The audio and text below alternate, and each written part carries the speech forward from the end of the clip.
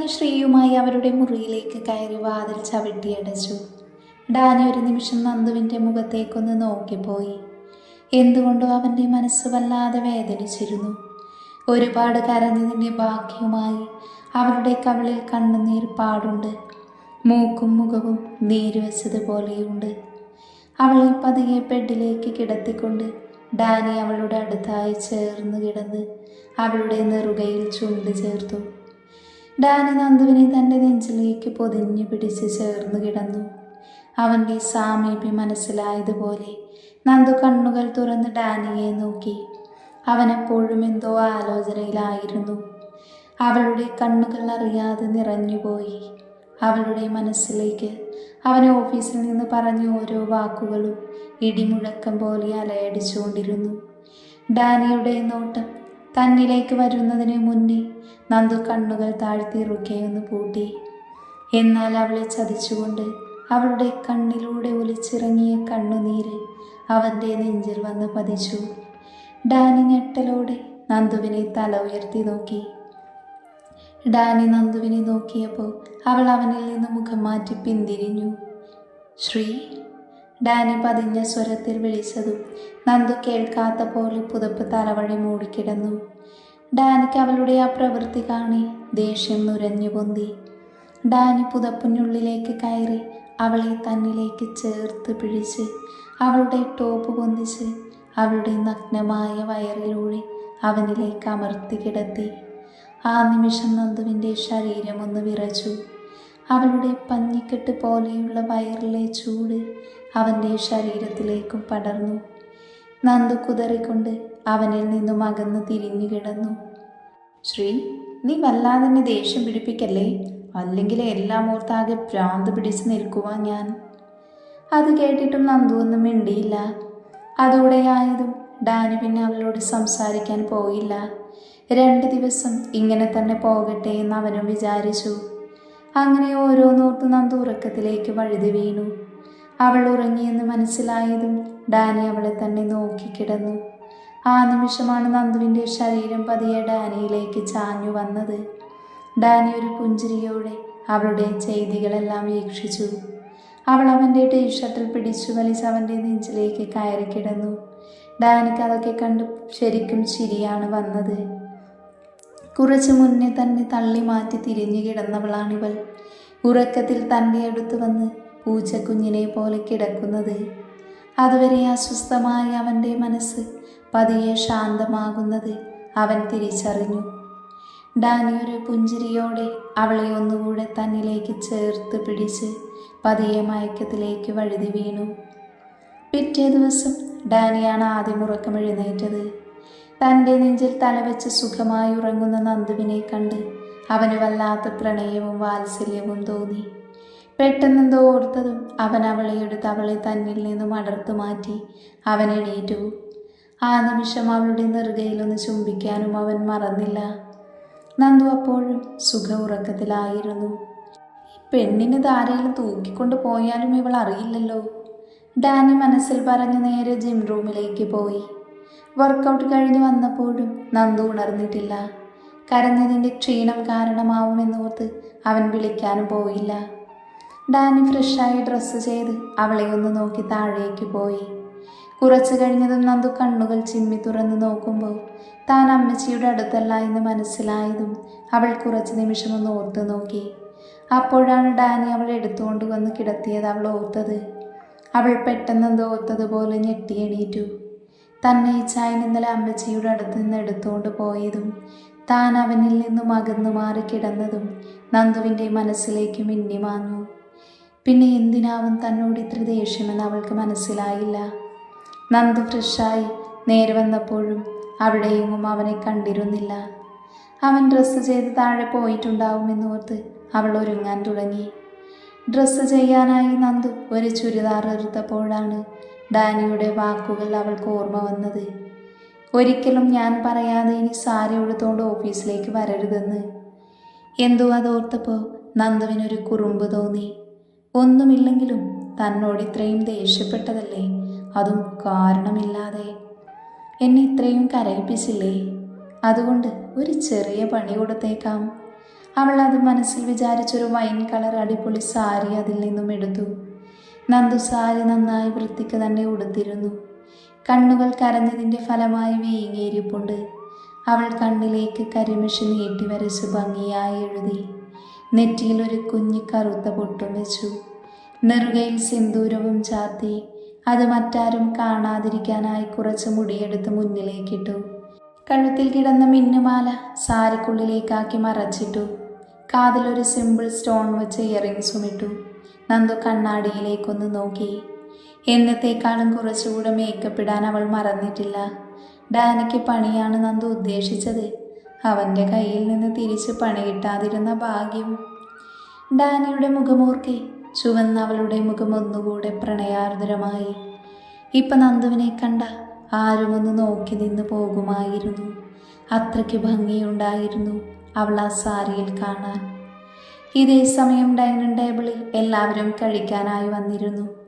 ജോയലിനും ജോണിനും തലയ്ക്ക് വല്ലാത്തൊരു ഭാരം പോലെ തോന്നി. ആരും അറിയാതെ ഇന്നലെ കഴിച്ച ഡ്രിങ്ക്സിൻ്റെ ഹാങ് ഓവർ ആയിരിക്കുമെന്ന് അവർ കരുതി. എങ്കിലും നന്ദുവിനെ സ്വന്തമാക്കാനുള്ള ഇത്രയും നല്ല അവസരം നഷ്ടപ്പെട്ടതിലുള്ള വിഷമത്തിലായിരുന്നു അവർ രണ്ടുപേരും. രാധം എല്ലാവർക്കും കഴിക്കാനുള്ളത് ഡൈനിങ് ടേബിളിലേക്ക് വിളമ്പി. ഡാനി അവരെ നോക്കി മനോഹരമായൊന്ന് പുഞ്ചിരിച്ചു. ഇന്നലെ ചെയ്തതിനുള്ള നന്ദിയായിരുന്നു അത്. അവർ തിരികെയും ചിരിച്ചു. ഡാനി ചപ്പാത്തി ഒരു പീസ് എടുത്ത് കറിയിൽ മുക്കി വായിലേക്ക് വെക്കുവാൻ പോയപ്പോഴാണ് സ്റ്റെപ്പിറങ്ങി വരുന്ന നന്ദുവിനെ അവൻ കണ്ടത്. അവൻ്റെ കയ്യിൽ നിന്നും ചപ്പാത്തിയുടെ പീസ് അവൻ പോലും അറിയാതെ പ്ലേറ്റിലേക്ക് തന്നെ വീണിരുന്നു. നന്ദുവിനെ കണ്ട് ഡാനിയുടെ കണ്ണുകളിൽ പ്രണയം നിറഞ്ഞു. വല്ലാത്തൊരു സൗന്ദര്യമുണ്ട് പെണ്ണി സാരിയിൽ. കടിച്ച് തിന്നാൻ തോന്നുക ശ്രീ, ഡാനി പതിയെ മനസ്സിൽ പറഞ്ഞുപോയി. ഡാനിക്ക് നന്ദുവിനെ മുറുകെ കെട്ടിപ്പിടിച്ച് തീവ്രമായൊന്ന് ചുംബിക്കാൻ തോന്നി. ഡാനിയുടെ വായും തുറന്നുള്ള ഇരിപ്പ് കണ്ട് അങ്ങോട്ടേക്ക് നോക്കിയ സാമിൻ്റെ കണ്ണുകളും വിടർന്നു. സാം പെട്ടെന്ന് തന്നെ ഡാനിയുടെ കാലിലൊന്ന് ചവിട്ടി. അപ്പോഴാണ് ഡാനിക്ക് തൻ്റെ മുന്നിലിരിക്കുന്നവരെ കുറിച്ച് ഓർമ്മ വന്നത്. ഉടനെ തന്നെ ഡാനി അവളിൽ നിന്നും നോട്ടം മാറ്റി കൈമുഷ്ടി ചുരുട്ടി പിടിച്ചു. എൻ്റെ ഡാനി, നിന്റെ തന്നെയല്ലേ? എന്നിട്ടും ഇങ്ങനെ നിന്റെ ചോര ഊറ്റി കുടിക്കാൻ നാണമില്ലേ നിനക്ക്? സാം ഒരു കളിയോടെ ഡാനിയെ നോക്കി ചോദിച്ചു. എൻ്റെ ഭാര്യയെ നോക്കാൻ ഞാൻ നാണിക്കുന്നത് എന്തിനാ? അവൾ എൻ്റെ മാത്രം പ്രോപ്പർട്ടിയാണ്. ഞാൻ നോക്കിയെന്നും വേണമെങ്കിൽ ഒരു ഫ്രഞ്ച് കൊടുത്തെന്നിരിക്കും. നിനക്കെന്താടാ പുല്ലേ? ഡാനി നന്ദുവിനോടുള്ള ദേഷ്യമാണ് സാമിനോട് തീർത്തത്. എൻ്റെ പൊന്നു ഡാനി, എന്നോട് ക്ഷമിക്ക്, അവനറിയാതെ പറഞ്ഞുപോയി. അല്ല പിന്നെ, അവളുടെ ഒരു സാരി അവൾ മനഃപൂർവ്വം എനിക്കിട്ട് പണിഞ്ഞതാണ്. വെച്ചിട്ടുണ്ട് അവൾക്ക് ഞാൻ. ചെയ്യരുത് എന്ന് പറഞ്ഞത് നീ ചെയ്തു അല്ലേ ശ്രീ? നീ കാത്തിരുന്നു ഈ ഡാനിയുടെ പ്രണയമഴയിൽ നനഞ്ഞു കുളിക്കാൻ. ഡാനി വശ്യമായ ചിരിയോടെ മനസ്സിൽ മൊഴിഞ്ഞു. അപ്പോഴേക്കും നന്ദു കഴിക്കാനായി കസേര വലിച്ചിട്ടിരുന്നിരുന്നു. നന്ദുവിനെ കണ്ട എല്ലാവരുടെയും കണ്ണുകളൊന്ന് വിടർന്നു. എന്നാൽ സാറയുടെയും ജനിയുടെയും കണ്ണുകൾ ദേഷ്യത്താൽ ചുവന്നു. ജനിക്ക് വല്ലാത്തൊരു അസൂയയും തോന്നി അവളുടെ ജ്വലിച്ചു നിൽക്കുന്ന സൗന്ദര്യം കണ്ട്. ജോണും ജോയലും അവളെ ആർത്തിയോടെ നോക്കി. ജോയലിൻ്റെ കണ്ണുകൾ അവളുടെ ഉടലുകൾ നോക്കുന്ന തിരക്കിലായിരുന്നു. അത് ശ്രദ്ധിച്ച ഡാനിക്ക് തൻ്റെ ദേഷ്യം നിയന്ത്രിക്കാനായില്ല. ഡാനി അവളെ ഒന്ന് നോക്കി പേടിപ്പിച്ചതും നന്ദു അവനെ നോക്കി പുച്ഛിച്ച് ആഹാരം കഴിക്കാൻ തുടങ്ങി. അത് കണ്ട ഡാനി കിളിപോയ അവസ്ഥയിൽ കസേരയിലേക്ക് ചാരിയിരുന്നു. പപ്പേ, ഡാനിയുടെ ശബ്ദമാണ് എല്ലാവരുടെയും ശ്രദ്ധ അവനിലേക്ക് എത്തിച്ചത്. എന്താ മോനെ? ജോർജ് ചോദിച്ചു. ഇന്ന് ഞാനും അമ്മച്ചിയും ശ്രീനന്ദയും അമേരിക്കയിലേക്ക് പോകുവാണ്. ഞാൻ പപ്പയോട് പറഞ്ഞതല്ലേ? ആ അതെ മോനെ, അത് ഇന്നല്ലല്ലോ. ആ അത് ഇന്നേക്ക് പെട്ടെന്ന് മാറ്റേണ്ടി വന്നു പപ്പേ. അതുകൊണ്ട് ഞാനും ശ്രീനന്ദയും ഇന്ന് ഉച്ചയ്ക്ക് ഇവിടുന്ന് പോവുകയാണ്. എൻ്റെ ഒപ്പം സാമും അനിയും ഇവരുടെ അനിയത്തിമാരിൽ ഒരാളും ഉണ്ടാകും. ഡാനി പറഞ്ഞു നിർത്തിയതും സാറയുടെ ചോദ്യമെത്തി. നാളെ പോകുന്നു എന്നല്ലേ നീ നേരത്തെ പറഞ്ഞിരുന്നത്? പിന്നെന്തു പറ്റി ഇന്ന്? ഒരു സംശയത്തോടെ സാറ ചോദിച്ചു. അത് പിന്നെ മമ്മി, മറ്റന്നാൾ മുതൽ ട്രീറ്റ്മെൻറ്റ് സ്റ്റാർട്ട് ചെയ്യണമെന്നാണ് പറഞ്ഞത്. അതുകൊണ്ട് ഇന്നെങ്കിലും പോവണ്ടേ?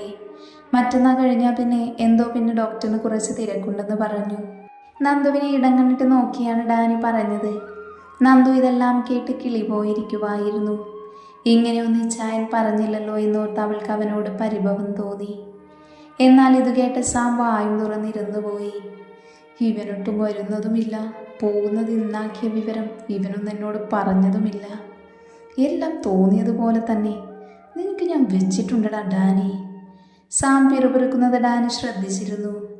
എന്താ സാം, എന്താ പ്രശ്നം? ഡാനി ഒന്നും മനസ്സിലാവാതെ ചോദിച്ചു. നിന്റെ ശ്രീയെ സാരി ഉടുത്ത് വന്ന് വിശ്വാമിത്രൻ്റെ തപസ്സിലാക്കിയെന്ന് പറഞ്ഞതാ ഞാൻ. സാം അതും പറഞ്ഞ് കൈ കഴുകാനായി എണീറ്റ് വാഷിംഗ് ഏരിയയിലേക്ക് പോയി. അത് കേട്ട് ഡാനി നന്ദുവിനെ ഉള്ളികണ്ണാലെ നോക്കി ഒന്ന് ഊറിച്ചിരിച്ചു. വെച്ചിട്ടുണ്ടടി കാന്താരി നിനക്ക് ഞാൻ. കൊച്ചു കള്ള, നീ ഇത്രയ്ക്ക് റോമിയോ ആയിരുന്നു. എൻ്റെ നന്ദുമോളുടെ പപ്പും കൂടെയുമെങ്കിലും ബാക്കി വെക്കണേ. കൈവാഷ് ചെയ്യാൻ വന്ന ഡാനിയുടെ ചെവിയിലായി സാം ചിരിയോടെ പറഞ്ഞു. അത് ഞാനൊന്ന് ആലോചിക്കട്ടെ. അവളുടെ കയ്യിലിരിപ്പ് പോലെ ഇരിക്കും എൻ്റെ പ്രവൃത്തി. അതും പറഞ്ഞ് ഡാനി ഡൈനിങ് ഏരിയയിലേക്ക് വന്നു. അല്ല ഡാനി, എങ്ങനെയാ അവിടുത്തെ താമസമൊക്കെ? നിങ്ങൾക്കതിനുള്ള സൗകര്യമൊക്കെ ഉണ്ടാകുമോ? സാർ ഒരു ആകാംക്ഷയോട് ചോദിച്ചു. എന്നാൽ ആ ചോദ്യത്തിൻ്റെ പൊരുൾ ഡാനിക്ക് നല്ലോണം മനസ്സിലായിരുന്നു. മമ്മ, അവിടെ ഞാനും സാമും അനിയും ഒരു റൂമിൽ, പിന്നെ ശ്രീനന്ദയും ആരുവും സീതമ്മയും ഒരു റൂമിൽ. അങ്ങനെയാണ് ബുക്ക് ചെയ്തിരിക്കുന്നത്. ശ്രീനന്ദയ്ക്ക് കൂട്ടിനാണ് ആരുവും സീതമ്മയും വരുന്നത്. ഡാനി അത് പറഞ്ഞതും അവർക്ക് 4 പേർക്കും ആശ്വാസമായിരുന്നു. എന്നാൽ ഡാനിയുടെ ചുണ്ടിൽ പുച്ഛത്തോടെയുള്ളൊരു ചിരി നിറഞ്ഞു. അപ്പോൾ മോനെ, ഈ 3 ദിവസം കമ്പനി കാര്യങ്ങളൊക്കെ ആര് നോക്കും? ജോയിലായിരിക്കുമല്ലേ?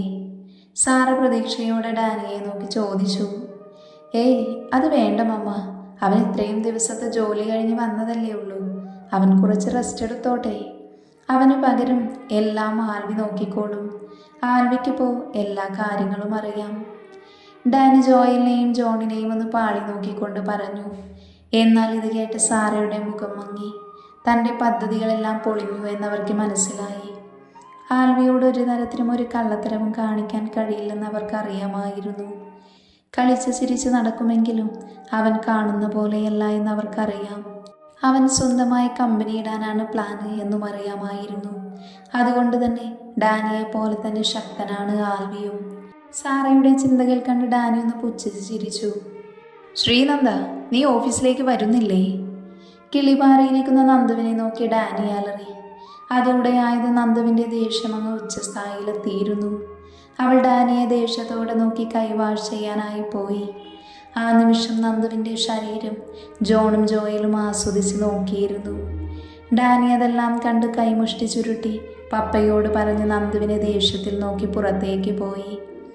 ഡാനി ചെന്ന് കാറിൻ്റെ ഡോറ് തുറന്നതും പിന്നാലെ നന്ദുവും ഓടി വന്നിരുന്നു. അല്ലെങ്കിൽ അവൾക്കറിയാം ചെക്കൻ അവളെവിടെ ഇട്ടിട്ട് പോകുമെന്ന്. എത്രയൊക്കെ അവളെ നോക്കണ്ട എന്ന് വിചാരിച്ചാലും കണ്ണുകൾ അവളെ തേടിപ്പോയിക്കൊണ്ടിരുന്നു. ഡാനി അവളെ ഒന്ന് നോക്കി വശ്യമായി പുഞ്ചിരിച്ചുകൊണ്ട് മനസ്സിൽ പറഞ്ഞു. Tonight you will be completely mine. Just wait for me, Mrs. Daniel David. Dani അവളെ തന്നെ ഉറ്റുനോക്കിക്കൊണ്ട് വശ്യമായ ചിരിയോടെ പറഞ്ഞു. നന്ദു ഡാനിയെ നോക്കാനായി പോയില്ല. അവളുടെ ഉള്ളിൽ തന്നെ വഴക്ക് പറഞ്ഞ ഡാനിയുടെ മുഖമായിരുന്നു ഉണ്ടായിരുന്നത്.